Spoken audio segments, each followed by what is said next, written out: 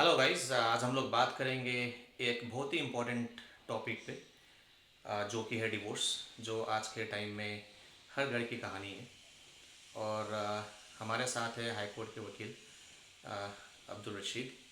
ये हमारे बड़े भाई भी हैं। तो मेरे कुछ व्यूअर्स का सजेशन था कि मैं इस पर्टिकुलर टॉपिक पे एक छोटा सा पॉडकास्ट करूं। मैं कुछ सवाल पूछूंगा इनसे और जानना चाहूँगा और इनसे जानूंगा और आपको बताऊंगा कि इस सब सिनेरियोज़ में जहाँ पे आपके सगे संबंधी है या आपके साथ भी ये केसेस हो सकते हैं इन द फ्यूचर, आपको पहला चीज़ क्या करना चाहिए।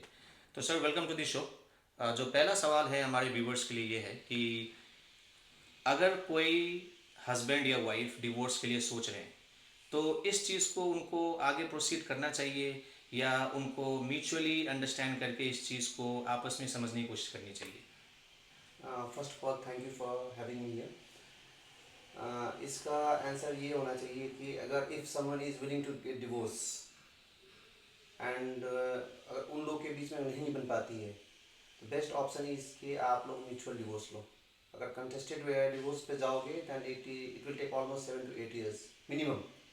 क्योंकि कंटेस्टेड डिवोर्स में ये होता है कि you have to prove and disprove many allegations against each other. और इस दौरान आपकी ज़िंदगी सारी ख़त्म हो जाती है, ना आप दोबारा शादी कर सकते हो, खासकर हिंदू मैरिज में। क्योंकि हिंदू मैरिज में एक से ज़्यादा आप दूसरी बीवी नहीं रख सकते हो, लेकिन मुस्लिम्स में तो at least you can have 4 wives। If you are willing to take a divorce, better go for a contested one, better go for a mutual divorce instead of contested one।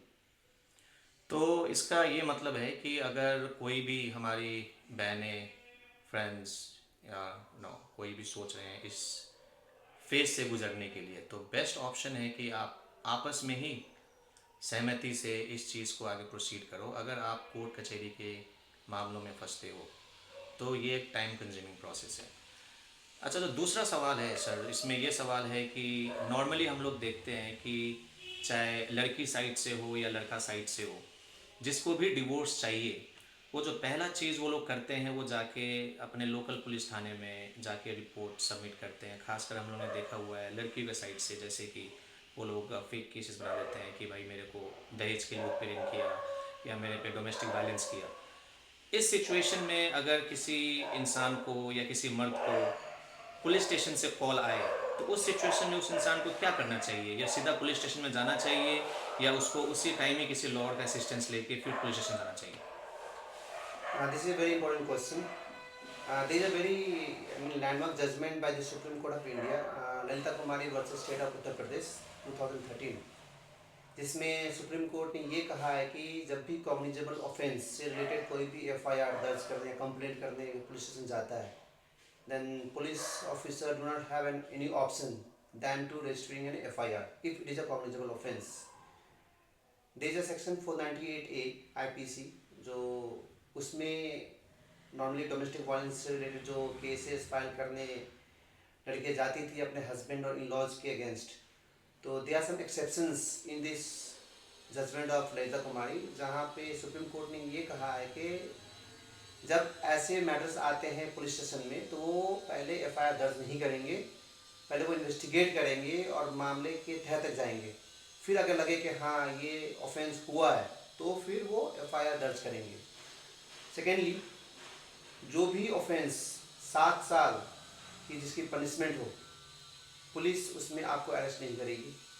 Police first of all आपको notice भेजेगी and इसमें bail भी आपको मिल जाएगी as per the right. Arnesh Kumar judgment है ये, जहाँ पे सुप्रीम कोर्ट ने ये कहा है कि जो भी ऑफेंस जिसकी पनिशमेंट 7 years और अप टू 7 years है, उसमें भले वो कॉग्निजेबल ऑफेंस क्यों ना हो, उसमें पुलिस आपको अरेस्ट नहीं करेगी। Police will serve you with a notice, आप जाइए अपना पक्ष रखिए, फिर उसके बाद ये मैटर आगे बढ़ता रहेगा। तो नॉर्मली इन केसेस में जहाँ पे हस्बैंड चाहता है डिवोर्स लेना, वाइफ नहीं चाहती है डिवोर्स लेना या वाइस वर्सा, अगर इसका हम लोग लीगल एंगल देखें तो एक पर्टिकुलर केस को सॉल्व होने में कितने साल लग जाते हैं? This is a contested one. एक चाहता है मुझे डिवोर्स मिले, दूसरी चाहती है कि मुझे ना मिले, तो इसमें कम से कम 8-9 साल तो कहीं नहीं गए। अच्छा। 8-9 साल आप कोर्ट के चक्कर काटते रह जाओगे, आपको डिवोर्स नहीं मिलेगी। क्यों? क्योंकि एक एक तारीख के बीच में कम से कम 4 से 5 महीने का गैप होता है। समन पे समन जाता है, एक पार्टी आएगी दूसरी पार्टी नहीं आएगी, एडजमेंट्स होते हैं बीच में। बहुत ऐसे अनफॉर्चुनेट सर्कमस्टांसेस होते हैं जहाँ पे आपको एडजमेंट मिलते रहते हैं। प्लस इसी बीच में आपको काम भी करने हैं, काम से रिलेटेड अगर आपको बाहर जाना भी हो आप नहीं जा पाओगे, तो ultimately you will be spoiling your whole life if you are contesting for a divorce. So if anyone is seeking a mutual divorce, better go for a mutual divorce. अगर किसको डिवोर्स चाहिए तो never try to contest a divorce if one party is unwilling. There is a second options, अगर आपको चाहिए contestant चाहिए तो पहले आप RCR फाइल करो, राइट टू कंजुगल राइट। ये उसके लिए है अगर बीवी साथ में नहीं रह रही है या हस्बैंड साथ में नहीं रह रहा है।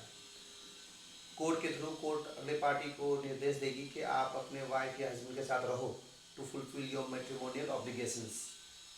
अगर 1 साल तक वो नहीं आती है तो आफ्टर 6 मंथ फिर आप डिवोर्स के लिए फाइल कर सकते हो। Okay. And one more thing, there is a judicial separation too. अगर आप दोनों साथ में नहीं रहना चाहते हो तो you file a judicial separation कि अब हमें इसके साथ नहीं रहना है। 1 साल का टाइम पीरियड के अंदर में अगर वो कोर्ट निर्देश देती है और दोनों पार्टी साथ में नहीं आती है तो after 6 month from 1 year of limitation आप डिवोर्स के लिए फाइल कर सकते हो। This is the best option.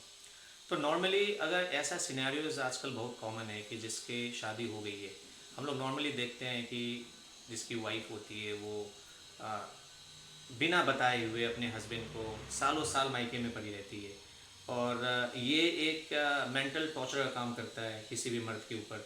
तो उस सूरत में मर्द के पास क्या ऑप्शन बचता है, वो कैसे प्रोसीड करे? It's a very good question. ऐसे में you can do two things. One, you can file for a judicial separation because is not staying with you. तो court will ask both of you to stay away from each other for at least minimum of 1 year.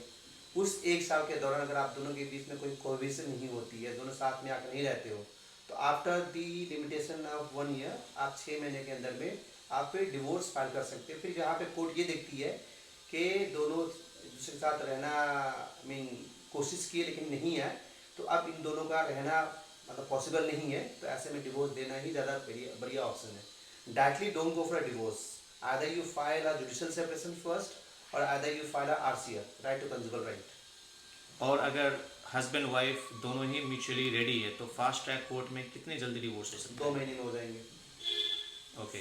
First motion second motion, first motion के 1 महीने के बाद आप second motion file कर दो with an exception applications to waiving of the period. क्योंकि एक first motion और सेकंड मोशन के बीच में कूलिंग पीरियड होता है 6 महीने का, तो एक एप्लीकेशन लगानी पड़ती है for waiving of the cooling period of 6 month. And there is a judgment also जहाँ पे ये एक्सेप्ट हो जाती है।